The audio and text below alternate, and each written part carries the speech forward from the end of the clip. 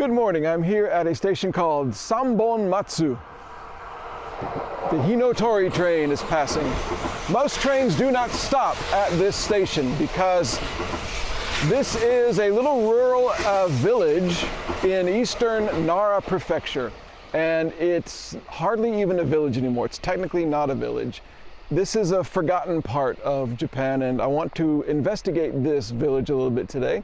Look around the kind of small communities that are scattered in the hills here and kind of look at what dying Japan is like. A lot of Japan is like this. The population's going down, nothing's being built here, but there are still people living here.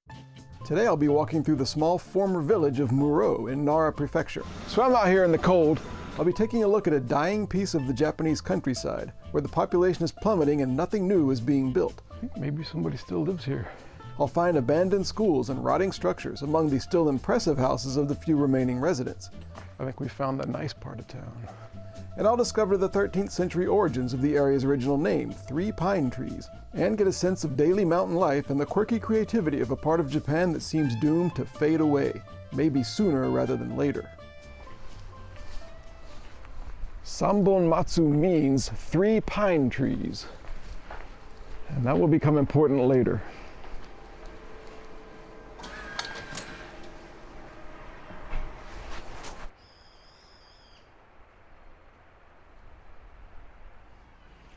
A helpful guide to the area. If you can make that out, you're better than me. And I already see something kind of cool here. This big silver ball down there. Let's go check that out. Yesterday was a rainy day. Today the weather forecast did not say anything about rain, so I didn't bring an umbrella. And it's drizzling on me, and it's quite cold. It's about 4 degrees Celsius, maybe 3 degrees up here in the mountains.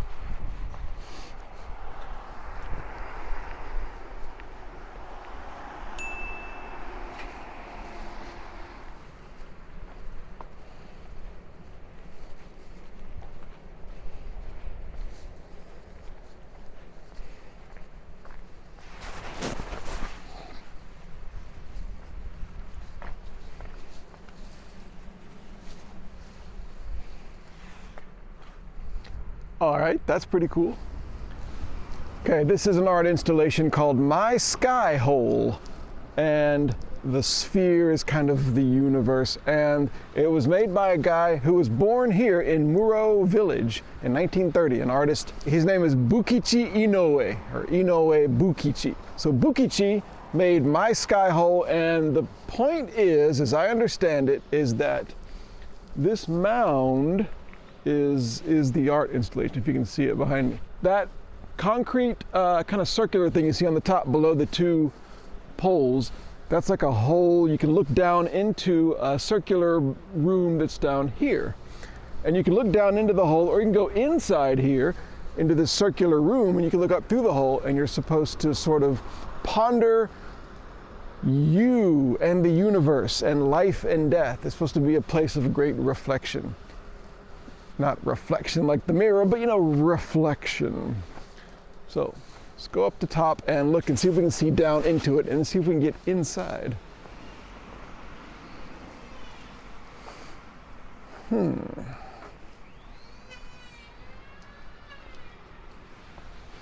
What can you see? Anything at all down in there? Ooh, it's wet. That's all I need, to be colder and wetter today. See if we can go inside, though. That's kind of the point.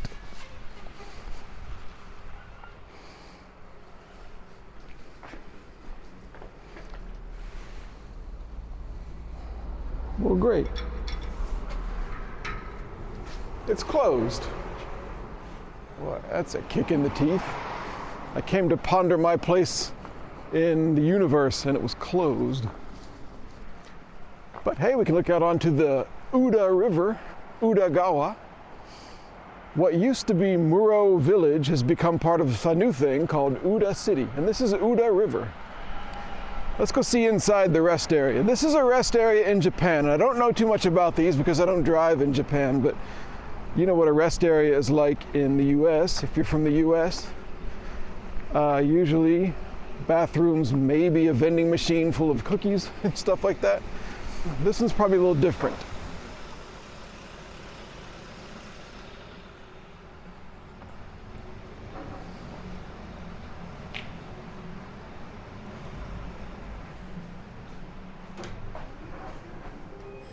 So there's a little restaurant, and there's all of this stuff, which is just sort of local goods, I guess.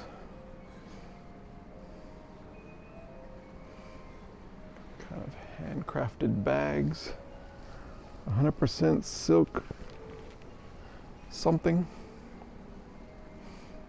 Nice little cushions.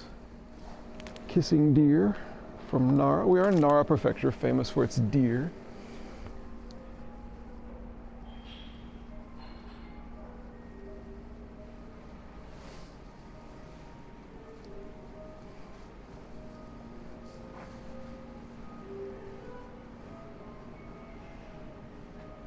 Well, a nice rest area. There's like a whole souvenir section, and then there's a restaurant. It's about 10 o'clock in the morning now, so I'm not really hungry for anything. Already had breakfast, but it's nice. There's no place to really kind of sit and rest. It's not a rest area in that sense. There's a little bench, but I think it's kind of for people who are customers there. So I'm out here in the cold on these nicer wooden tables, which is more interesting anyway. So I think we're ready to go see the actual houses and the little streets and communities that wind through these mountains.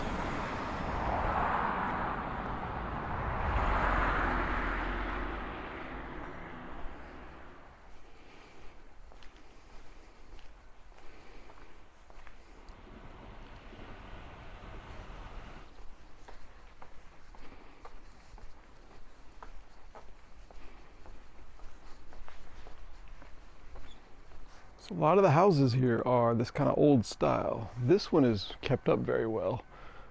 It's still in good shape, but it's just wood. I guess that's a house. Not much in the way of sidewalks here, so when cars come, you're just sort of on your own. Well, these houses are really cool. These are like really, you know, still maintained, still lovingly well kept. Very old style. Not just old style with the construction materials, but the fact that there are these big windows, probably a tatami room inside. A little bit newer style, although look at the trees for the pillars.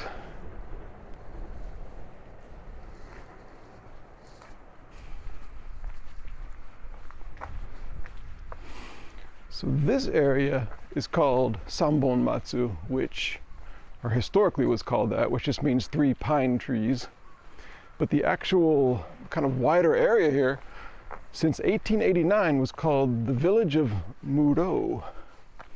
In 2006, Murō and 3 other areas combined to form the city of Uda. And a lot of Japan is like this. It's sort of out in the middle of nowhere.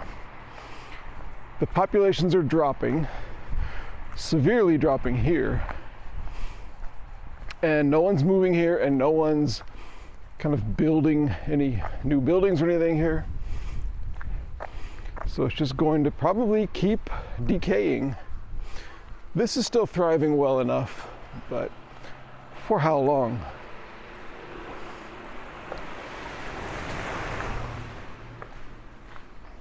The area now called Uda City throughout the 20th century, in fact, actually had some growth throughout the 60s and 70s and 80s and stuff, but since 1990, the population of Uda has dropped a third. 1/3 of the population is gone. So if somebody out here has kids, when the kids are ready to go to college, they leave. They probably don't really come back, generally. And a lot of the older people, they might also leave, but a lot of them stay, but they're getting older. So as they die off, this just gets left. But it is a very relaxing place to walk around, I gotta say.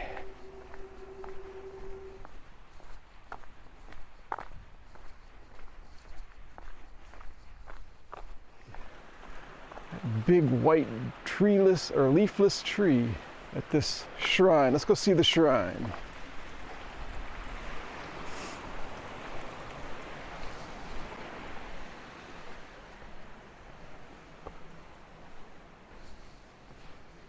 This is called the White Bird Shrine, by the way, Shiratori Jinja. And a bell to ring. Want to ring the bell? Let's ring the bell. Gotta toss in some money. Make your prayer. I pray that this footage turns out pretty good. And clap. And then alert the gods.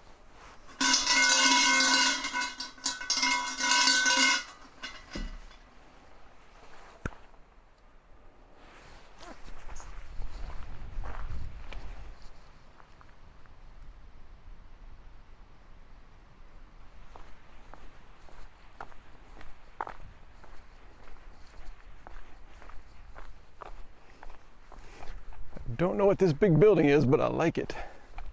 Could be a school maybe, or like a community center or something. It's got a lot of character. I wonder if it's still being used for anything. It looks kind of abandoned.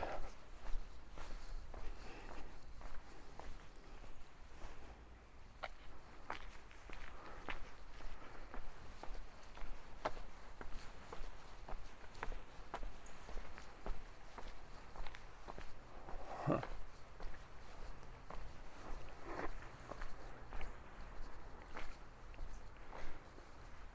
Looks like it's something.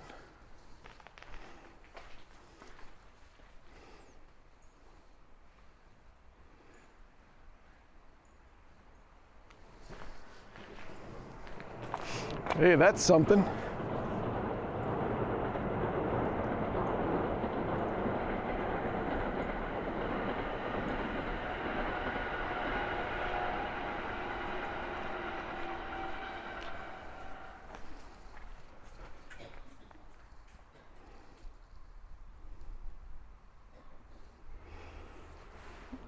Lost cat. If we see that cat, maybe we can be heroes today. 1 year, 8-month-old cat, male. His name is Nico. Anyway, what was this big building? Never found out.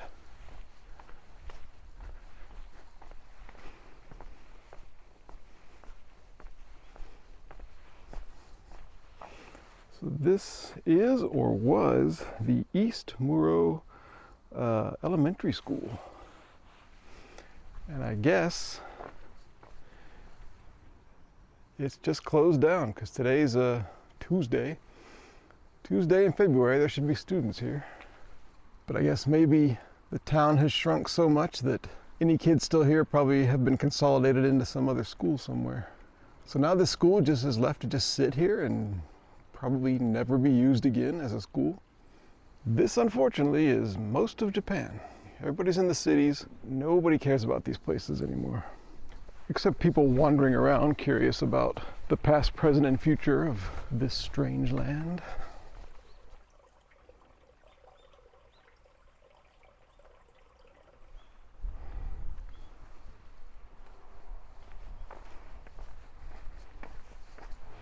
It's quiet here, but with the trains regularly rolling by and the highway not so far away, you can hear cars and trains quite a bit.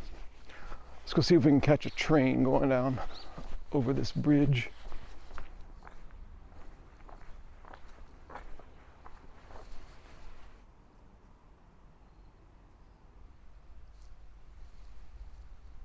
I hear one. I think coming from this direction.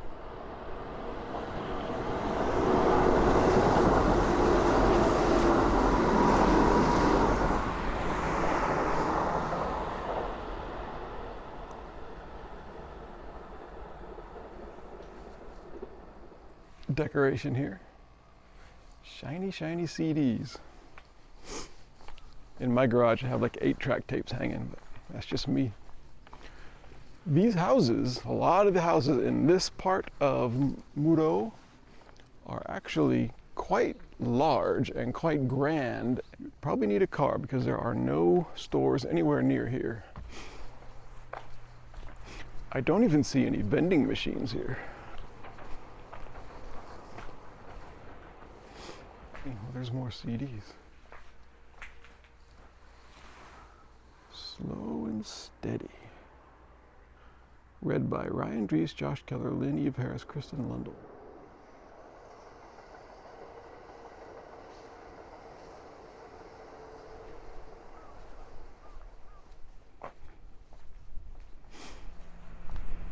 Comes the post office truck. Always a good link with the outside world when there's a post office. Hey, there's the post office. That tan building there with a little orange T-looking sign.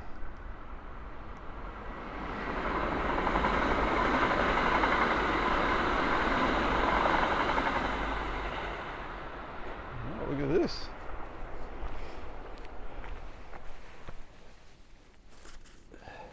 Is that snow that fell like last night, or is this from that very old air conditioner? Possibly the very old air conditioner.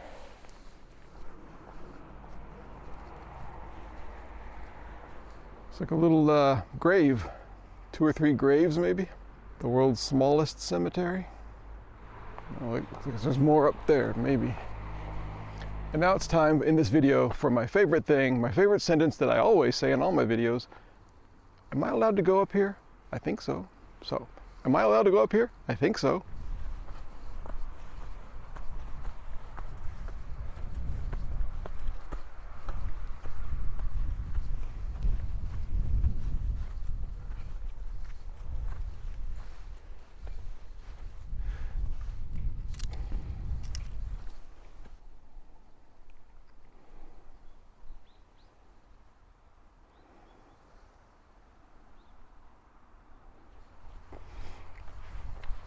A lot of the hillsides around here are these terraces. I guess they're rice terraces, but they were put here in the 1970s as a push by the village of Murō to sort of build up the area and make the land kind of prosperous and useful.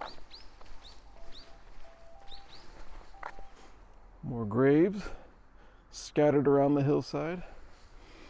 More graves than rice. A sad epitaph for the village of Murō. But hey, another train.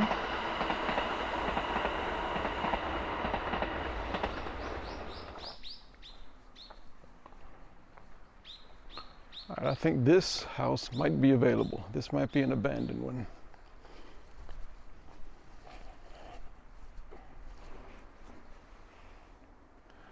No one's cleaning the gutters.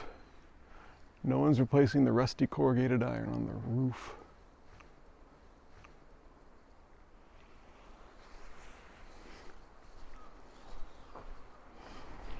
Oh look, it is snow. There's snow on that roof. Wow. I think we found the nice part of town.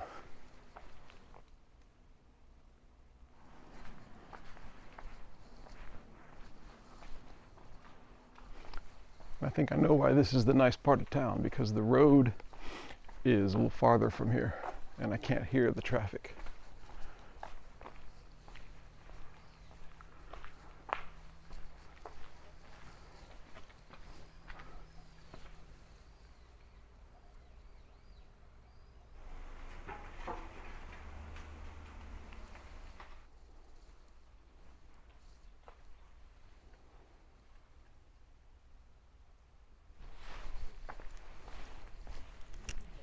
Okay, as the cold rain picks up again, I'm going to break off the main road here to follow this sign which says Sambommatsu, enter this way.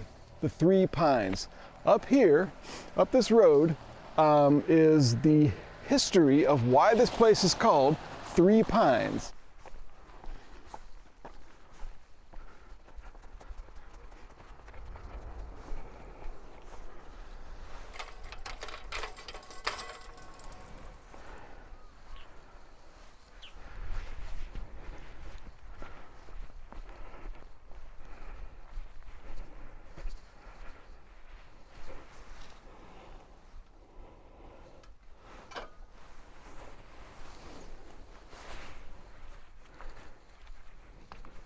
Whew, pretty muddy.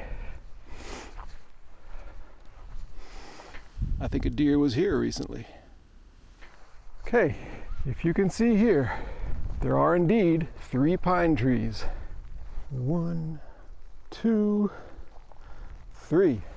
But that's not where the story starts, because obviously these are very, very young pine trees. Okay, and this sign explains it all. In the 1200s, there was a guy who was kind of a samurai type, but this is before the age of samurais really, so he's something like that. He was roaming through this area and he planted a tree, planted a pine tree here. And over the years it grew oddly. It kind of the trunk separated into 3 different stalks or trunks or whatever. So it was like a 3, it was 1 tree, I guess, but it had 3 kind of trunks growing out of it. So that became very famous, and it was here for hundreds of years. It was actually first drawn by an artist in the 1700s, so it was still here then. And in fact, it was here until the 1950s, when one of the branches or one of the trunks fell over and the whole thing kind of collapsed and died. So they planted another one or 3 more or something after that, and then that died for some reason. I don't really understand that part. So now, just a few years ago, they planted these 3 new ones here. So it's an old story. The name of this place dates back to the 1200s, and here are the 3 new ones carrying on the tradition. Well, it's nice to see the origin of 3 pines. The only thing I really need now is a place to sit down and just sort of take a little break, kind of enjoy the Kasagi Mountains here. But where would I do that?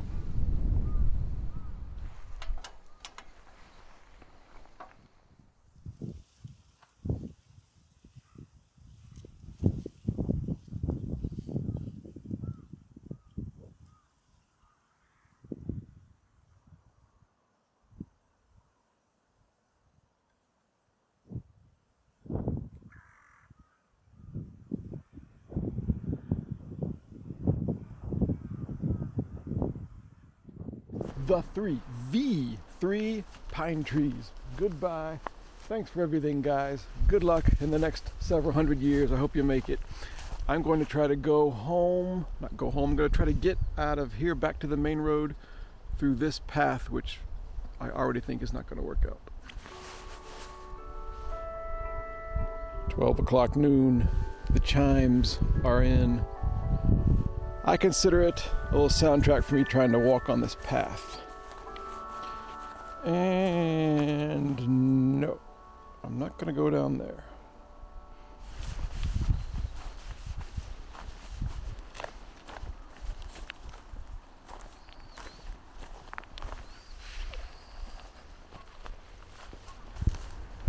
Oh, okay, leads to this monument, not the road. Well, that's cool. But it's not the way out. I gotta go back the way I came.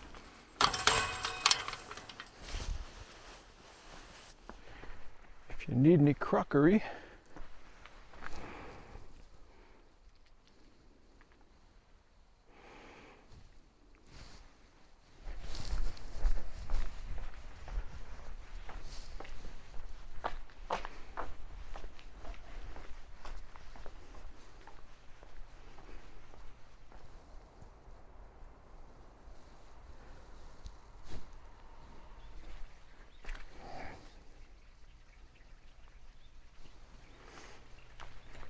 so I guess the people that live here either have a garden or they go down to somewhere where there's like a little farmer's market for the people that do have gardens, and it's sort of just a real local small community thing to get vegetables and things.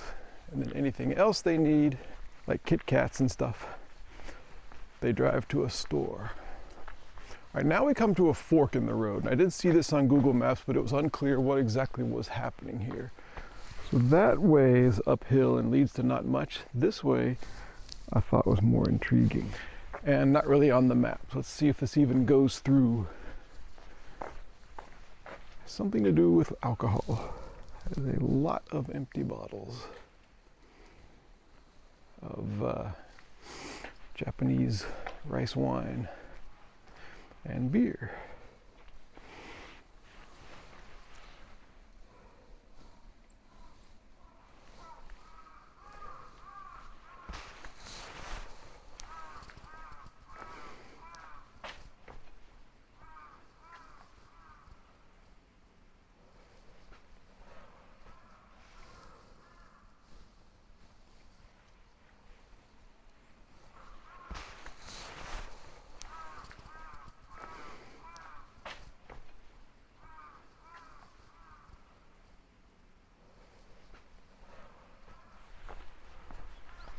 Seems like someone's private driveway. Let's try over here.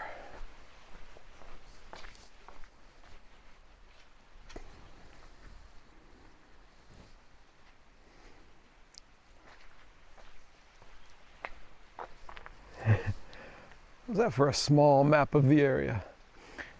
Individual houses on the area. So where am I now? Right here. So I think I'm trying to go this way. Not clear where it cuts out to.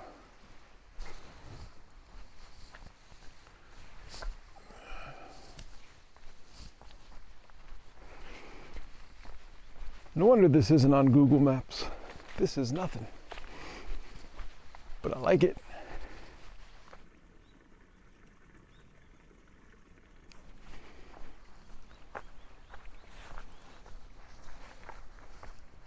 This is how everybody in Japan pretty much used to live. 200 years ago, 300 years ago. Almost everybody. There were bigger cities, but this was pretty common, and it is not common now.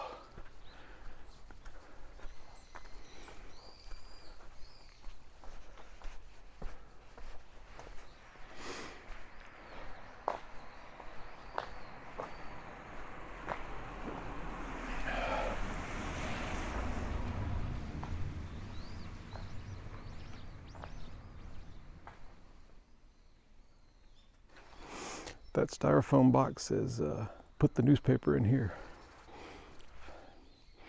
And a lot of Japan is just this.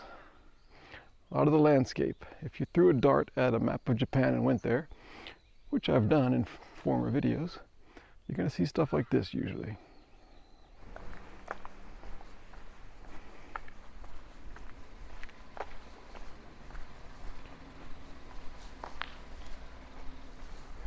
That van, that water van is running and someone's sleeping in the back. I think they're working. Kind of a mixture of wood and corrugated iron.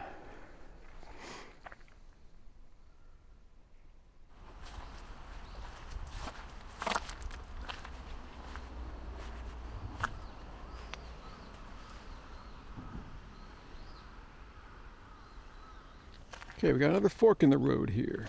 But there's this obscure path, which I don't know, and there's this which goes off into kind of more nothingness.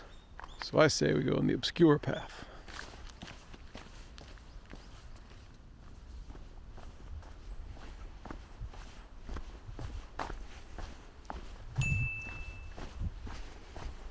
Ooh. We're in a bamboo forest. Wow. We really are back in time now. This is like primeval Japan.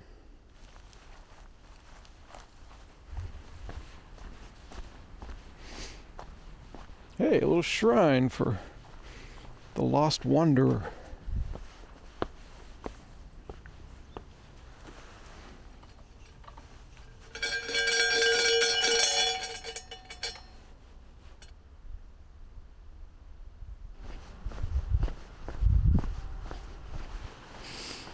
Hey, back on the main road.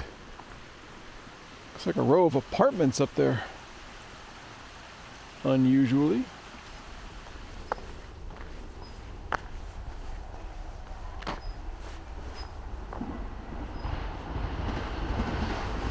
Hey, back at the train line.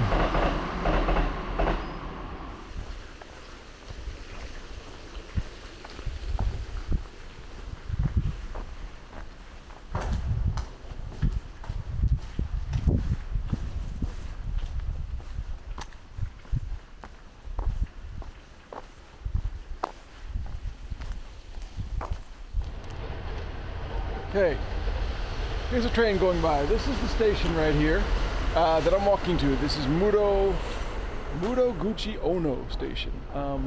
This is also Murō village, but a lot of stuff that's just closed down, probably not coming back.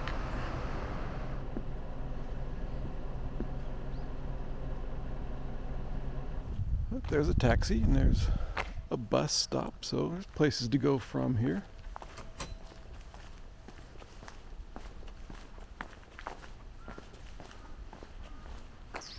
By By the way, there's one more famous person from Murō that I forgot to tell you about. Born in 1938, the world's 787th richest person, and the 9th richest person in Japan. A guy called Masahiro Noda. He's 85. He started a company called Obic, which does something about software for payroll for companies, or some boring thing. Anyway, it has $3.5 billion, and he was from somewhere here in Murō. Oh man, there's my train now. Whoops. All right, I think this is a suitable place to end the video. This building, which is sort of emblematic of what's happening in Murō village these days. It's still in use, apparently, as some kind of parking area, but it's not looking good, and it's probably not going to get fixed, and it's just going to keep fading away. Kind of, that's how it goes. Everybody moves to the cities, and places like this get forgotten. But there's a lot of character here. They're very good homes, and like nice little communities and gardens and everything here. Plus there's 3 pine trees, so what else do you need? So I'll see you next time. Thank you for watching. Many thanks to my Patreon supporters who help make these videos possible and who, for as little as $1 a month, can watch new videos at least a week before they're published.